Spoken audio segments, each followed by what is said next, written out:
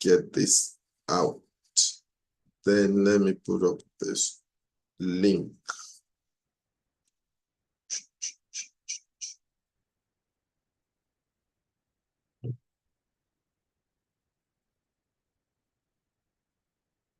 Okay.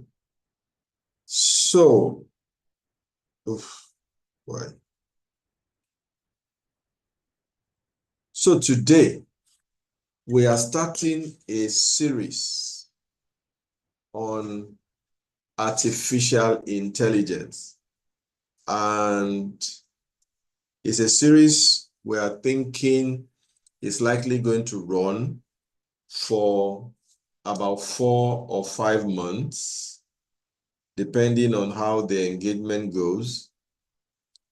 Every one of these episodes would be live on our YouTube channel, which is DLI, and that is Development, Empowerment, and Leadership Initiative. We are an NGO that is passionate and committed to world transformation, one man at a time, one community at a time. And HeyCoach is one of the products that is offered by this NGO. And for those who are new here, I always like to just take a few minutes to talk about HeyCoach. It is not necessarily a training. What we are looking for is to have a platform where anybody on that platform can crowdsource ideas, inputs, information that will help them take better decisions and navigate life. And our meetings will always open like 30 minutes before the session. And then we'd like to start early, depending on how much of attendance we have, but whatever happens 6 o'clock, we are ready to move. We encourage everybody to participate because it is not a training. It's about sharing information and sharing experience. So if you will be contributing, let's do our best to keep it to no more than 2 minutes per person so that we can have enough people go around. And as we get bigger, we hope that we can have more people join and participate in the running and in the production of the program. All right. Am I still audible, John? Anybody still hear me? Yes, we can. Okay, that's fine. So, although we are seeing the next slide, there's this next slide by the right. oh, okay. Notes. That means I'm not showing I'm not sharing the right screen. Let me just try and sort that. Thank you for pointing that out. Let me know as I go again whether I am on the right whether I'm on the right. Yeah, is the right one, but it's just showing. I guess I'm not on the right one. Just calm down. Just let me know as I do this now what you can see. Yeah. Yeah, it's still showing. Am I transmitting already? No, I wanted to stop. So yes, I will go again.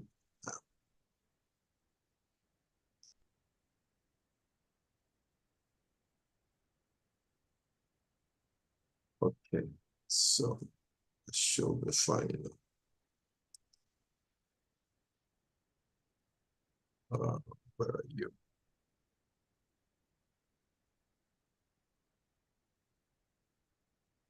Please confirm. Better now? Yes, sir. Yes, sir. All right.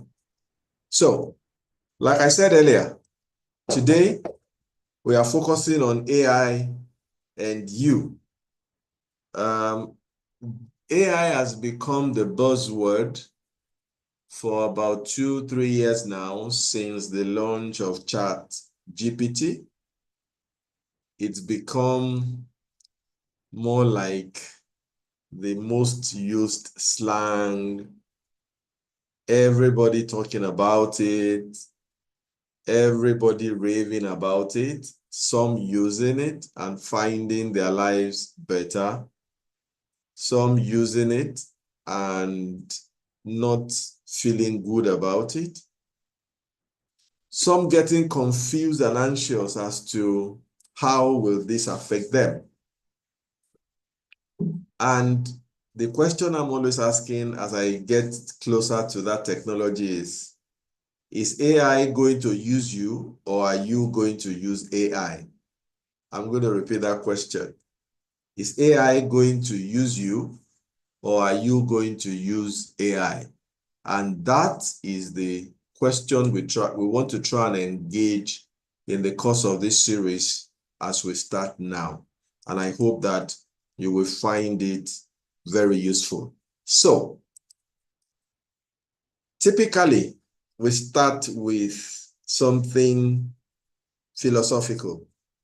And the first issue I'd like to address with this AI matter is to try and take the sting out of it, is to take the fuel out of the fire so that if there's anyone who's going to see this content now or later is anxious, let's try and take out the anxiety.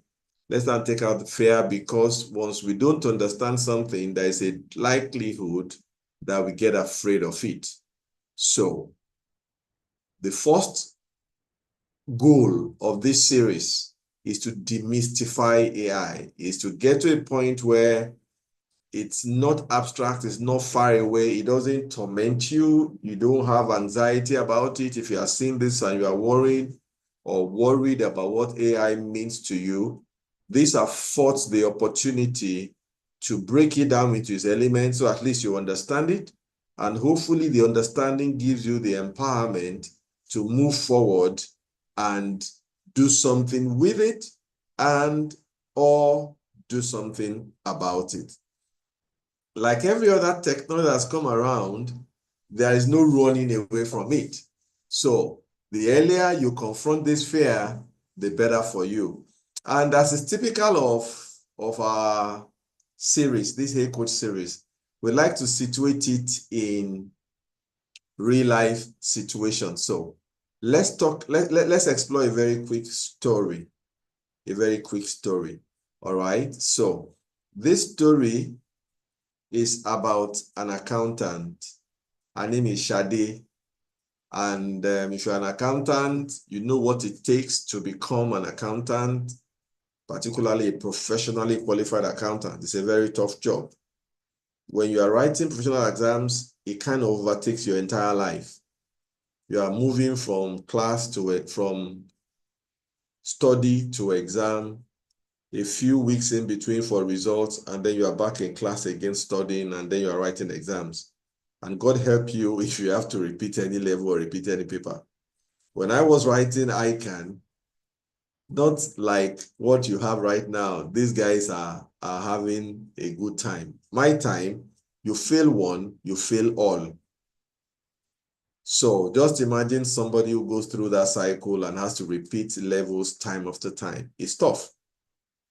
So imagine Shade being in that situation and then having now gotten to the point where she was starting to feel like, okay, finally, exams are behind me.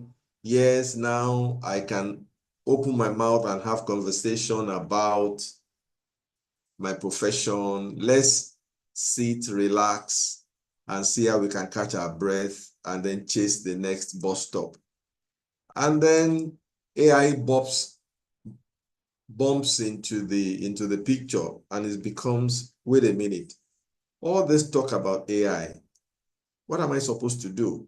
Initially, it was like AI is just one of those things out there. But when her friend started telling her that, wait, you better get ready. AI is coming. AI is going to take over your job. AI is going to affect a lot of things. Accounting is included. And then, much as she tried to ignore it, that question lingered on her mind and she couldn't get it out of her head. And then like I said in the beginning, when you don't understand something, you start getting anxious and afraid of it. So she started thinking, wait a minute. So all these exams I've taken, all these many years I've been toiling to get to this point, AI will just come and sweep everything away. What am I supposed to do? What if my boss? What if this software? What if this? What if that? And then that is what has brought us here to say all this noise about AI. What should we do? What is it? How do we prepare? Is it coming to destroy everything? If you even hear some very extreme projections around AI, that AI will just come and kill everybody, can replace human. Is it true? Is it false? Those are the questions we want to tease and engage in the course of this series. And I sincerely hope that you will find a lot of value in it. So again, if you are new here, typical, we don't just speak stories or speak English. We try to explore what research is saying. All right, now, the first concept I would like to explore here is the concept of innovation and dealing with change. This is the change that we are dealing with. The generations before us, they have dealt with their own change. We take it for granted now. There was a time when the world had no alphabets, where there was no writing, where everything was just verbal. The language that you pick up and then you learn to speak, and that's it. And then there was language, it became written, and then moving forward a bit, fire was invented. Moving forward a bit, science started to pick up. And then we went into printing, and then computing came along, flying, telephone, on and on like that. Every generation has had to deal with its own level of change. The emphasis or the focus is less on the change. It's more around how do the people that are affected by that change, how are they handling it? How are they adopting it?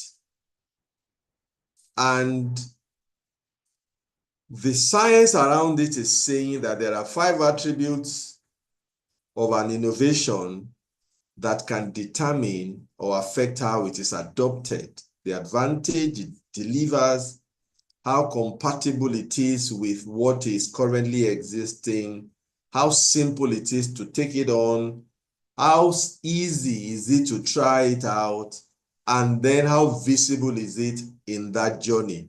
So the question is, when you look at AI as it is now becoming mainstream, you will see that it checks a lot of these boxes. And I'll get into the details in the course of this series. So the first one is it gives an advantage. Yes, because there are researches that's suggesting that in some organizations that have adopted AI already, they are saving like 50,000 man-hours in a month. If I speak as an individual, what AI has done, I mean, just imagine what it would look like when we were writing research work. You call them projects, you call them thesis. I do not know about you, but typically you have to first create a framework of what you are looking for. And let me even go back to old school before computer became this prevalent. Then you have to go to the library, and then you open the catalog box, and then you start to look for keywords of what you are looking for. And then the books, the titles that have the keywords you are looking for. You then go to the shelves. I need you to follow me, and then look for the individual books. And then you trace out where the concepts you are looking for are contained. And then you take them one by one, go to the chapter, skim through it and see whether it goes in the flow of what you are looking for. identify the ones that are relevant, return the ones that are not. If you have enough materials, you continue. If not, you go look for more. When you think you have more, usually in most libraries, there is a photocopier. Then you go there, make some copies of the pages you are interested in, and then you now have to create time. All you are trying to do is write a thesis, yeah? You're not going to sit down, create time, go through that set of content, pencil out, color out, identify what you need, and then you start to handwrite. Write it out, and then when you have written out, you then start to sit down and rearrange, sometimes rewriting, because if you take it to the typist who is using a manual typewriter, if there is any error in the sequence, you have to type the entire page again. I wish some of these new generation children would listen to this. You have to retype everything. This is not an area of, oh, okay, I want this paragraph to move up. I want this sentence. Just copy, you paste, you cut, and then boom, you have a new paragraph. No, it doesn't work that way. You have to rewrite everything, and then the typist has to retype every single letter on that page. And then imagine you now take it to your supervisor, he reviews, you go through that iteration. What has AI done? AI cannot, all you need to do is just tell AI the title of what you want to write. No, let me even not go to AI. So move that to when internet came. Then when internet came and it became a bit more prevalent, what you had then Google came, and it's a very interesting story how they became a company. You can read it up. Google came, and then you can go to Google and put in something that you want. And then what do you get? Google will give you a load of titles with the most relevant or the most searched on top. And then you can click, read, and copy out. So all this having to look for titles and then photocopy, all that is cut out. You can just copy and dump in one Word document and start to write and infuse and do citations and remember the books, go there, look for the references, dump it somewhere. What has AI done? AI has now come to the level where all you need to do is have an idea of what you are looking for. If you can give it the right prompt, it can write you a thesis with citations. Don't ask me yet as to how correct, because sometimes these are still the ongoing part of this journey. But it can give you, meaning that what would have taken you like 4 months, 6 months of back-breaking work and very long hours of study and writing can take you a minute or two to produce. That is the kind of advantage that AI brings. And I'll talk about I will talk about many other use cases as we go along. And then compatibility, you don't need to buy a new system, you don't need to buy a new phone, it's very compatible, very simple to use, say it in your language, and then sometimes it asks you clarifying questions and gives you the answer that you need. It's observable, you can see the journey. So you can try it out. It's now completely free. At some point, ChatGPT was trying to charge money. I'm not sure if you still have any paid model right now, but there are so many free models that there is really no point thinking about payment. So adoption of this technology is prevalent. I'll show you a slide very soon to see how fast it has been adopted. Another thing around change and dealing with innovation is that, and this is very important, this is really one of the core points I would like anybody watching or listening to this to take out. How well you will do with AI is a function of how mentally prepared you are for it. It's a function of how confident you are about your ability to master it, to be a player.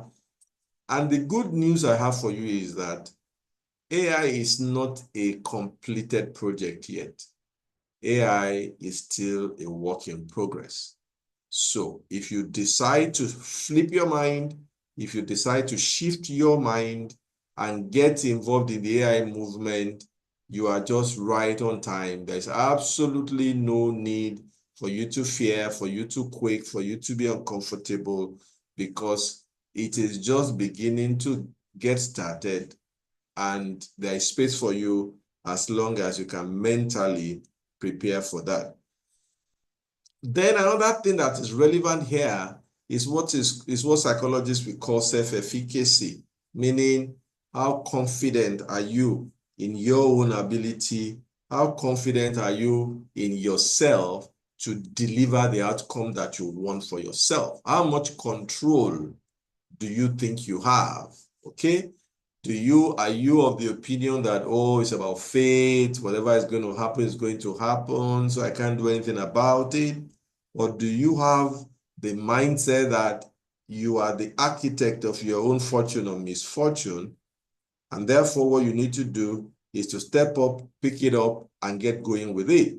My encouragement to you is to know that if it was computer, maybe you did not know when it was catching fire and it was becoming adopted.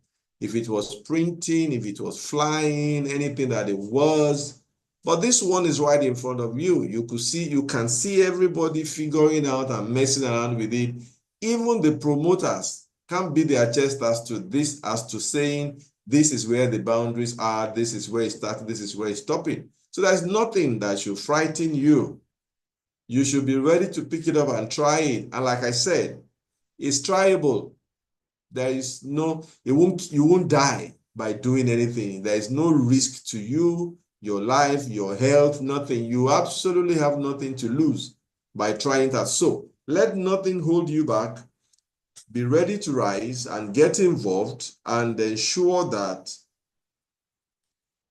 you are part of this movement so that you can make use of it, take advantage of it, and then remain relevant for the length of time you are on this journey called life. Okay, so that has to do with change and dealing with it. When you look at the research around AI, I do not think I need to say too many things about that. The reason being that it is all for us to see. Okay, everybody can see that AI is catching on. It's been adopted in different fields of life. We'll get to that in the course of this series, from aviation to health to education to communication, name it. There is no part of life, as long as there's technology involved there, that you won't see AI popping up one way or the other. All right. And as you will see one of the slides, I'm going to show how fast AI has been adopted. It is currently estimated that by 2032, the market will be valued about $2.5 trillion. That's how huge what we are talking about is. So it is therefore in your best interest, if you had fears before now, give your fear to the wind and face it, because there is no running away from it. You have to deal with it. Okay, so these are the concepts that we are dealing with right now. It has to do with a new technology coming out, as well as the need for you to prepare your mind to deal with it. Okay, so let's go. What is AI?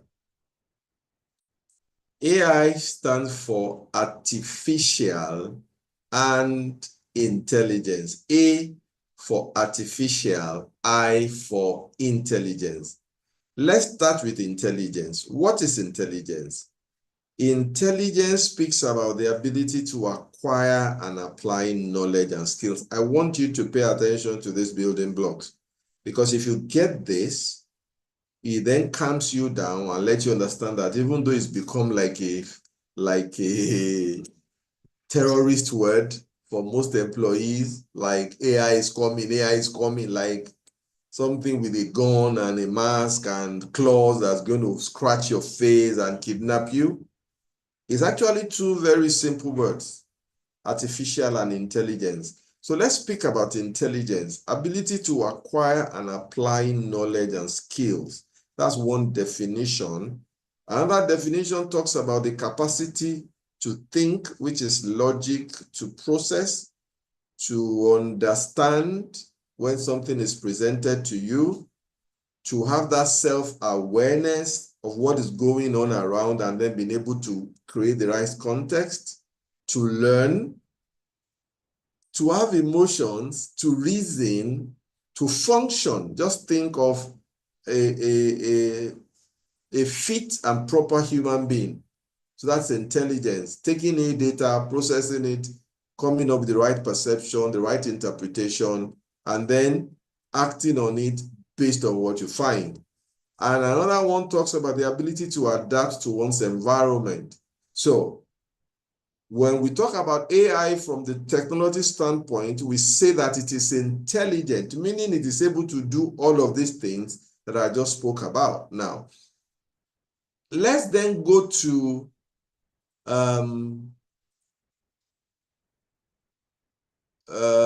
artificial. Where's the artificial slide? I think I hid it. Just a minute. So let them go to the artificial slide. Okay. So on the artificial side, this is what we are saying. What is the definition of artificial? What's artificial? Artificial speaks to something that is not produced by humans. Okay? Sorry, some that is produced by human that is not occurring naturally, forgive me, that's artificial. So something that man did, that is made by man, so that's why you talk about processed food as against the natural food, okay, organic food versus inorganic food. So the ones that occurs naturally compared to the one that man has created, that is why it is called artificial. Another definition speaks about it being an imitation. Another definition speaks about not being genuine or sincere. I'm more interested in the first two definitions, something that is produced by human. So if you then add the word artificial, if you add it, the definition, add it to intelligence, then you begin to see that what we are saying is man has now been able to get to a point where it has created something, and I will get to that in a bit, something that is able to think, that is able to reason, that is able to process, that has awareness, but that thing is not occurring naturally. It is taking the intervention of man to make that happen, which therefore means that if man is not actively involved in that process, the intelligence that we are talking about will cease to exist. I need you to swallow that and fully digest it. We are talking about an intelligence, which is the ability to think, to reason, to learn, to develop emotions, okay, to acquire knowledge, to apply it, to adapt to one's environment. That ability exists, only that it is not natural. It has taken man to contrive something that makes all these things that you would ordinarily have found only in nature.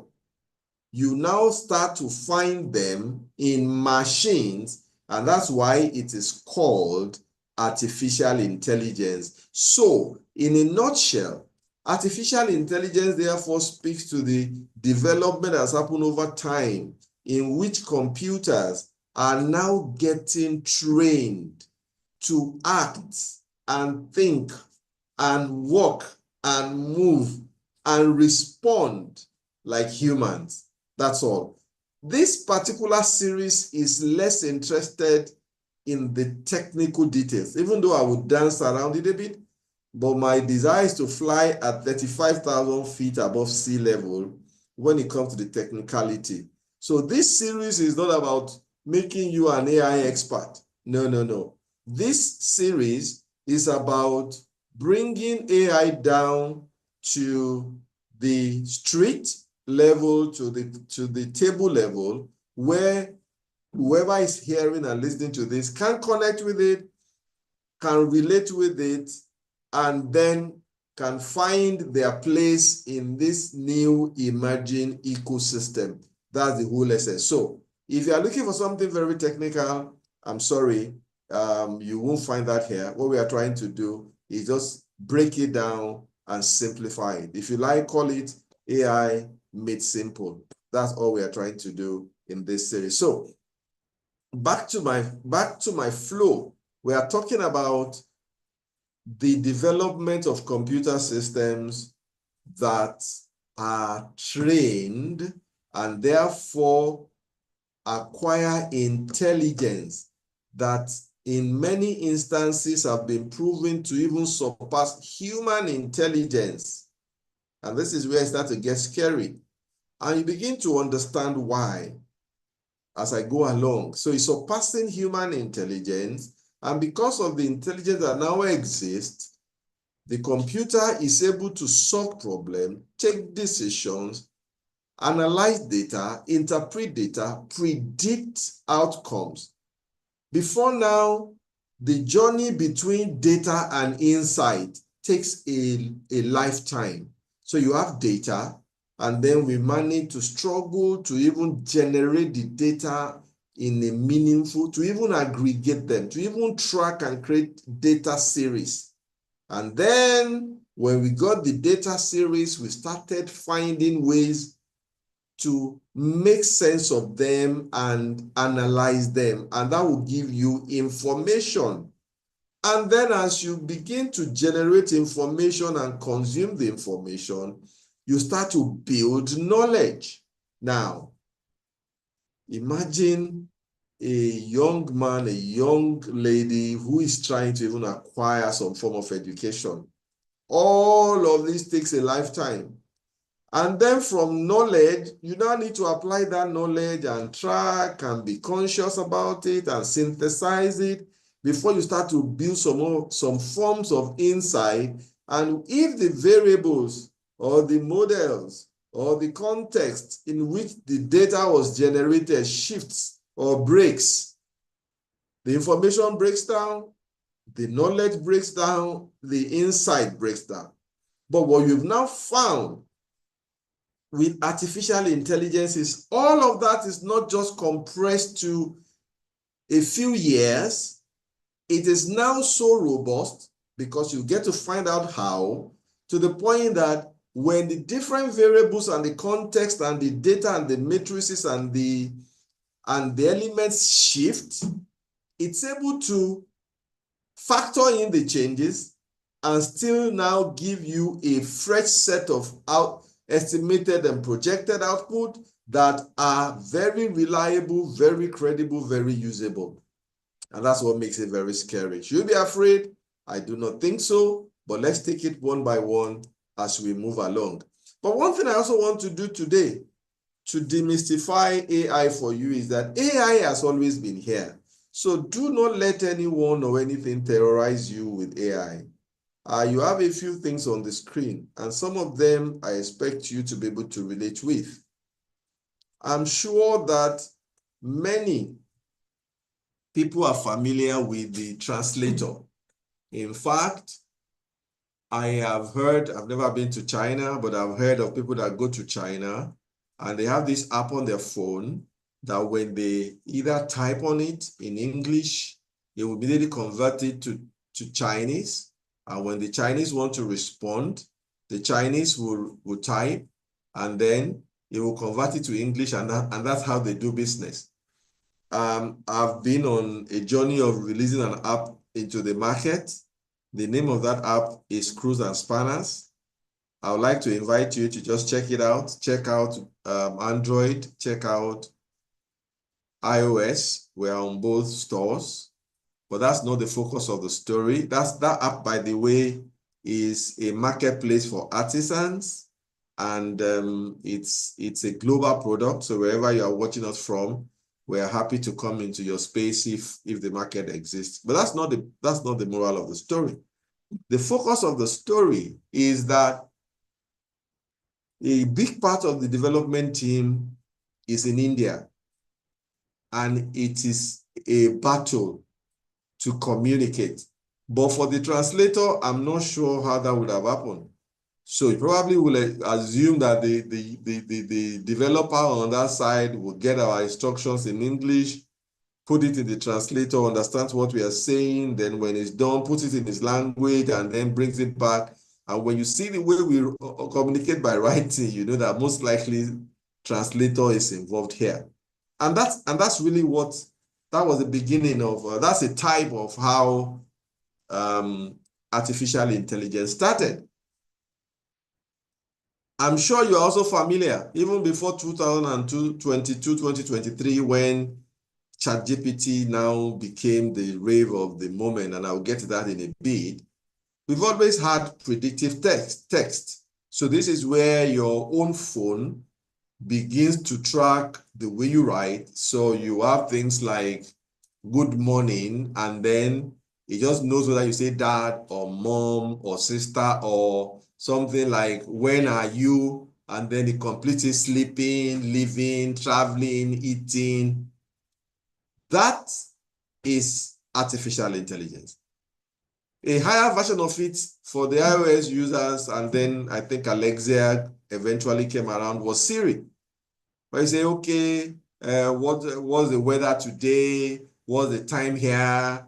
And as long as it has the data set, it would give you the answer. So we've had artificial intelligence at different points, but something changed. And that happened in 2022-23, when ChatGPT became mainstream. And by the way, GPT stands for Generative Pre-Trainable Transformer. The emphasis for me is on that pre-trainable. So you can train it. And that is why it is called artificial. So you can train it. So about 2020, 2023, ChatGPT came, and then because all of a sudden now you do not need a data scientist or an SQL specialist to mine a ton of data and begin to build cubes and build projections for you. You could just go in your plain language, give the right prompt, and then you have this particular solution giving you responses. Between then and now, you've had a lot of humanoids, a lot of robots that have been built that can have intelligent conversations.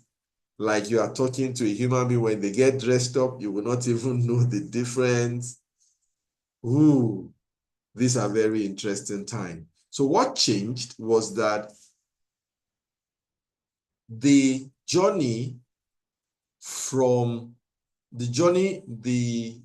artificial intelligence journey moved away from a linear track where it was just about following one thing after the other, after the other, after the other, very sequential and very narrow. It moved to this thing that is now called the neural networks.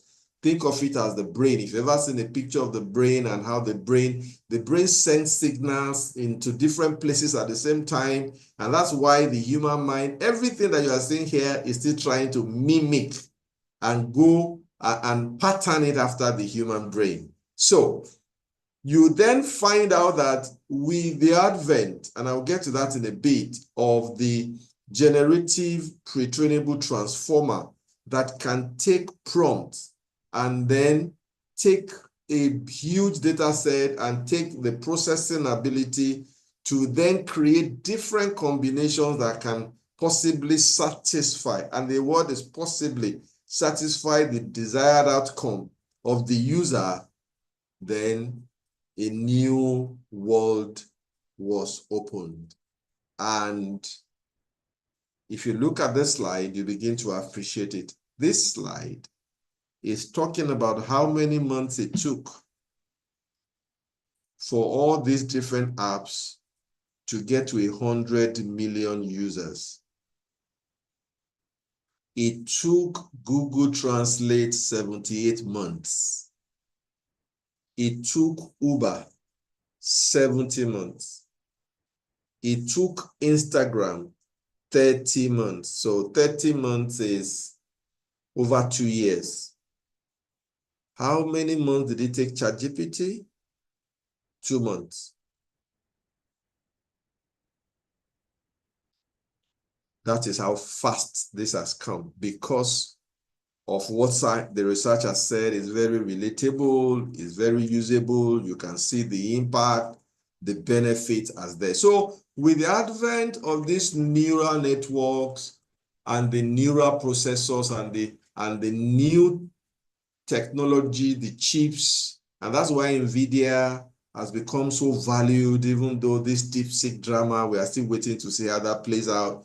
But you find out that many things were moving at the same time. The framework for doing this was getting better. The hardware that was required to power it was getting more sophisticated. It's just like a perfect storm that is coming together right now, and we are where we are now. So I am soon going to be landing on today, because today is introductory, and I have a sense that maybe there will be need for another introductory, but let's see how far this goes. So in a nutshell, like we have been saying, artificial intelligence has been here before now. Before 2022, 2023, we have had the privilege of using that particular technology in different shapes and forms. But what we now have is a system where the technology has now grown very sophisticated, and it is possible to train machines to acquire the ability to learn, ability to think, ability to feel, ability to problem solve, ability to adapt, ability to create different contexts from a particular from a given set of data, and to then do it in such a very short time and such a very, very concentrated manner that it starts to get better than human beings. So you now find AI doing better than human beings in examinations, in playing chess, in writing, simply because what would normally have taken a lifetime is now being compressed into a few months. That is where we are. But again, maybe coming down to about 30,000 above sea level, how does it really work? And I am not getting into too much details here, so just stay with me. Like I've mentioned many over and over since I started, it's about training the computer, getting it more intelligent, getting it to learn all these things that human beings now know. And how has that been done? For those who want to know, again, what has happened is that the OpenAI people, Sam Alton, I think, what's his name now? Yes, Sam. What they've done is to go and they've downloaded practically the entire web, Wikipedia, gone to all the places where they could find the different writings, anywhere they could find it. That's why I will get to it in a bit. It's about data. They have accessed a huge amount of data, okay? And then from that data, they've then processed the algorithm and the logic, and I'm just trying to keep it simple, algorithm that can then walk through how the human language has been used before in your search, in your thesis, in GitHub, in everywhere you can find in Wikipedia, anywhere. So based on the old recurrent usage, they are then able to train the computer to say, when you see something like "I want to," it can then say fish, sleep, fly. And if it is fish, then you start talking about the river, the boat, the fishing hook, the fishing kit, and then on and on like that. It's a very complex pyramid, but it is possible, as has been demonstrated, to actually train the computer with the massive computing capacity to take up all of these things and just spew out valuable information that can solve a lot of problems. And in my mind,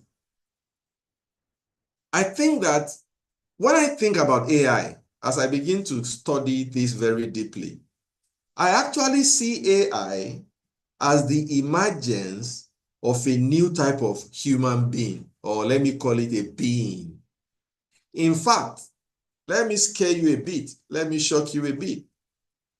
In my head, and I'm a Christian, so forgive me, and this is not about theology, I'm just my projection. In my head, I actually think that the way we talk about death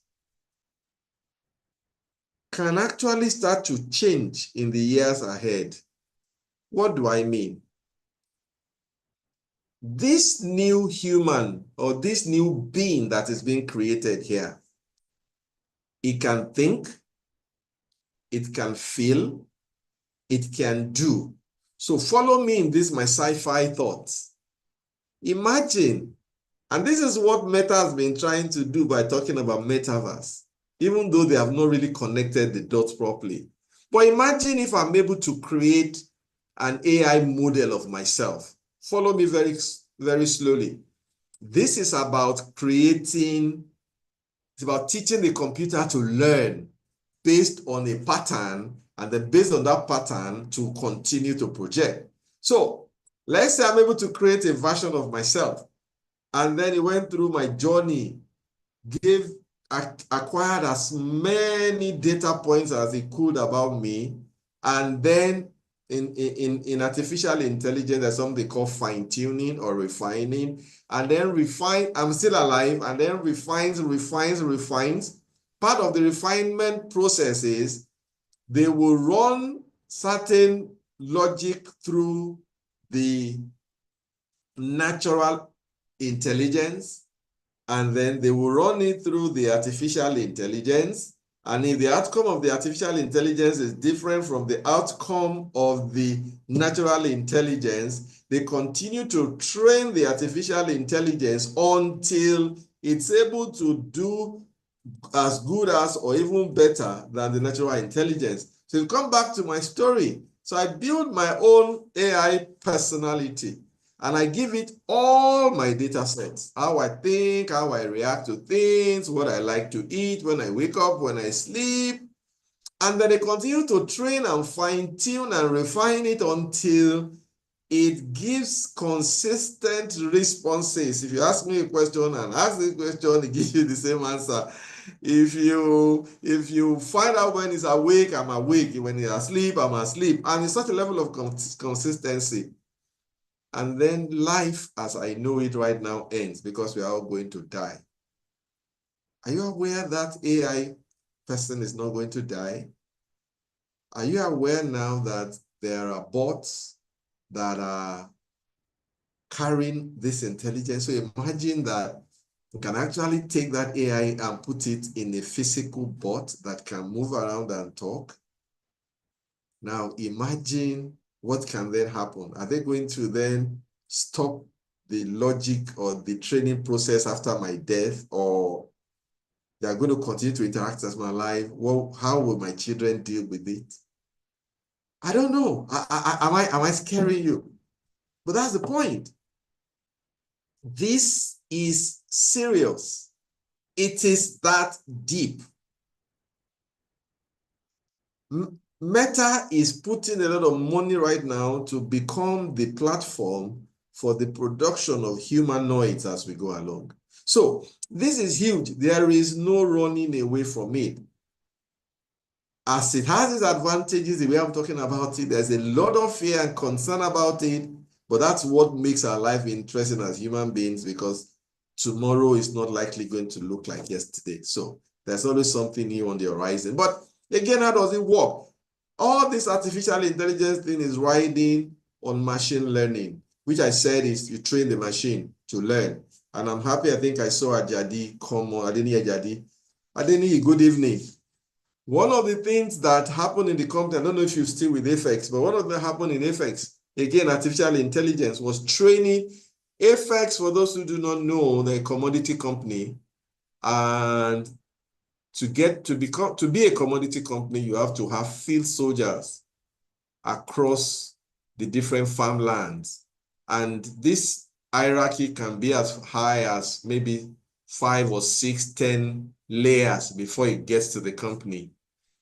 And whether that company is able to succeed in its mission of solving the post-harvest waste, the mission of ensuring that there's enough food, the mission of also becoming successful as an organization, everything depends on the quality of its ability to buy and price and store and then distribute. But the foundational thing is the buying.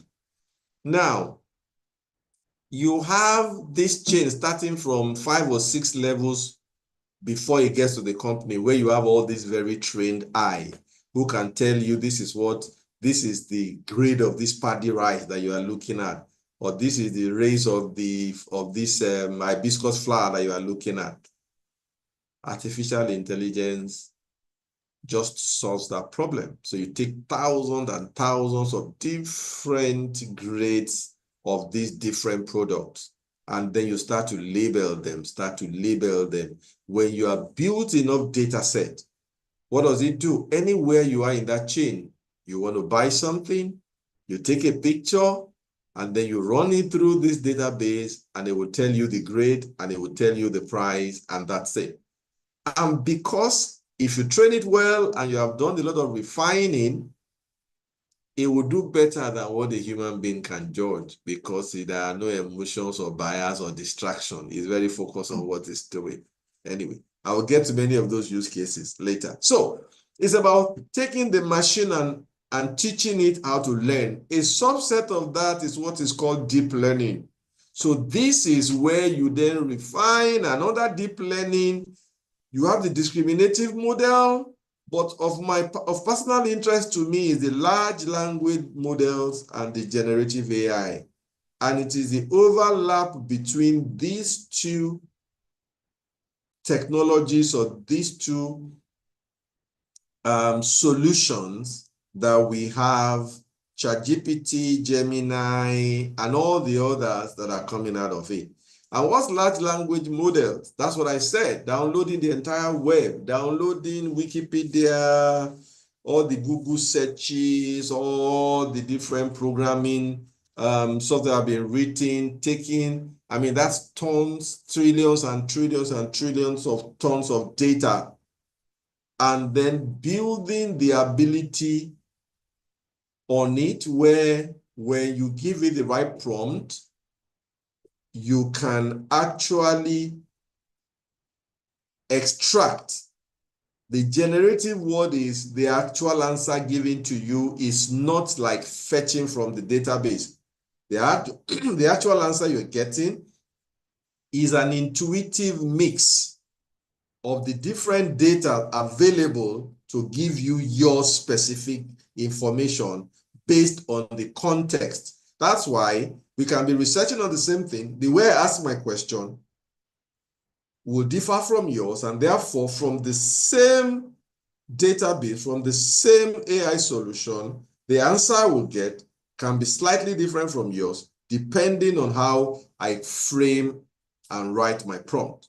So that's why what you then find is the process of fine-tuning is a never-ending process. And what you also see is that the baseline data set is created. The baseline AI is created.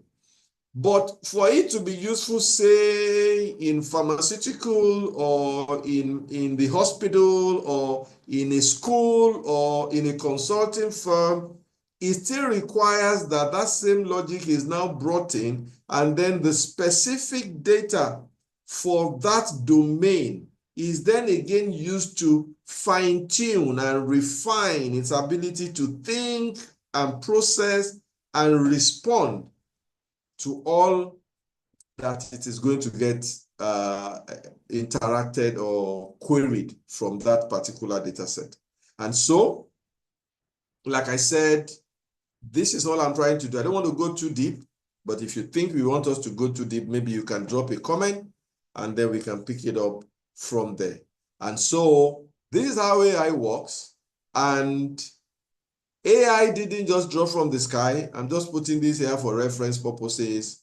You all, if you do not know, you can find out how computers started 1822 and went on and on and on until we are here now, that we are having mobile devices, cloud computing, things talking to things, all of that prevalent now. We take it for granted, but some 50 years ago, 30 years ago, it was very different.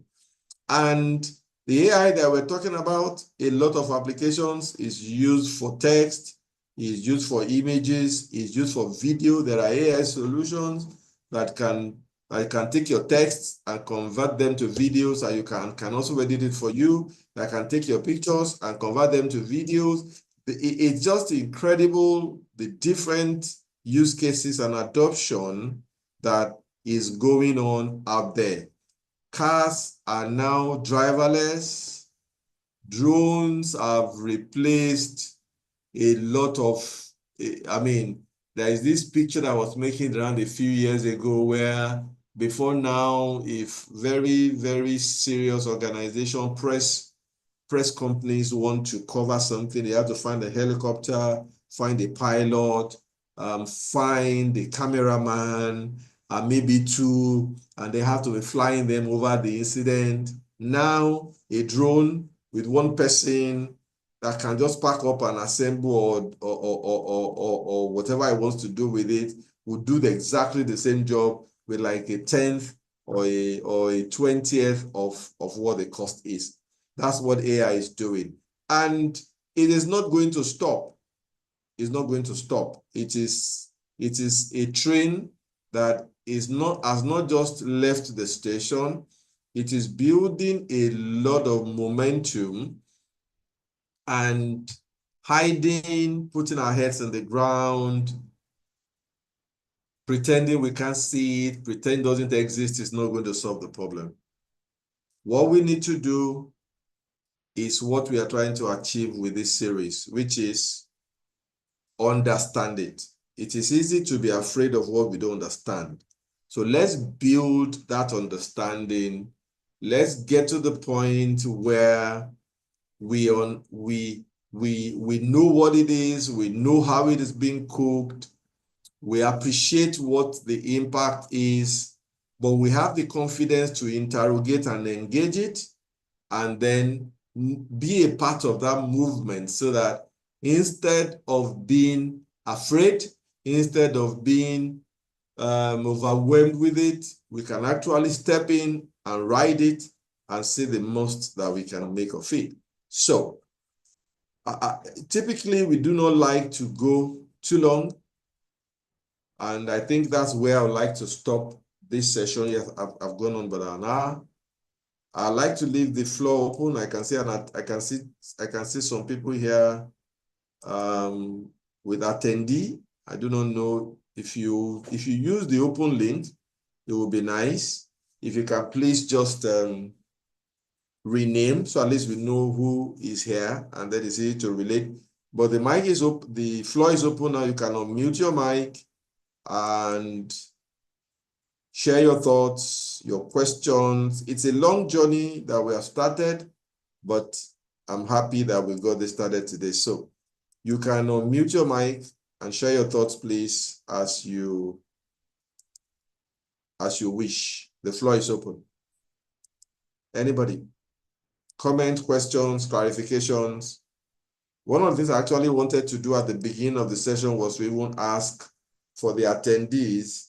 This is a very broad topic. Is there any angle particular that's of interest to you? Are you interested in knowing the how? Or are you worried about how it's going to affect your job? Or are you interested in what are the career opportunities that exist? Different, it's like the proverbial 7 blind men or 9 blind men and the elephant. Where you touch is what usually defines how you describe it. So, but the question is, the floor is open. What are your questions? Is there anything you'd like to ask or contribute to the session before we land it? Anybody?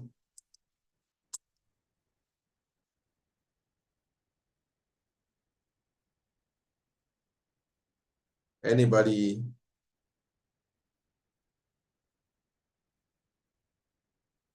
I can see people here. Why you're not talking? Let's hear your thoughts. How has the session been? Is there something you'd like to see covered in subsequent sessions?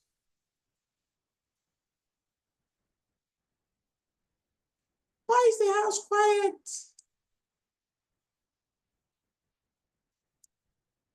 Hello. Hello. Good evening, everyone. Good evening. For me, it's an interesting topic which we can't run away from. This is Ruth, yes? Yes, sir. Good evening, sir.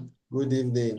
And according to some people are afraid maybe saying maybe artificial intelligence take up their job. I don't believe it's true, because artificial intelligence still needs someone to operate it, still needs someone to take care of it. And as you have said earlier on, you need someone to still do the training of the data, to retrain it, train it again till it's perfect. Because if any error occurs, it won't repair itself. It needs the human knowledge to do it, to retrain the data, to make sure it's working perfectly. So I don't think there's any need for us to be afraid. You just have to adapt it and try to adopt, because it has come to stay. Though we have been using it for long too, like the washing machine too, that we are using, the pressure cooker stuff. So it has come to stay. Now people in the cleaning industries, maybe dry cleaning people, they now have a machine that can fold clothes for them stress-free. So just need to we can't run away from it. Just have to adopt it. Yeah. Thank you, sir. Thank you very much. And yeah, so the question of how it affects you, take your job, not take your job, all those questions we will engage in the days and weeks ahead. I didn't want to open that, but thank you for teasing it out. I hope we will have we will be able to keep appointment for the subsequent editions, because we are going to go much deeper into that to see what we find. Yes, Adeni has gone off. Anything else from anybody else? Anything else?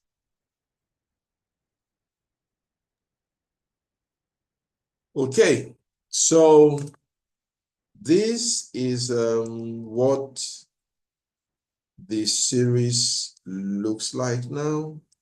We are going to be, the expectation is that we will have, let me share my screen again.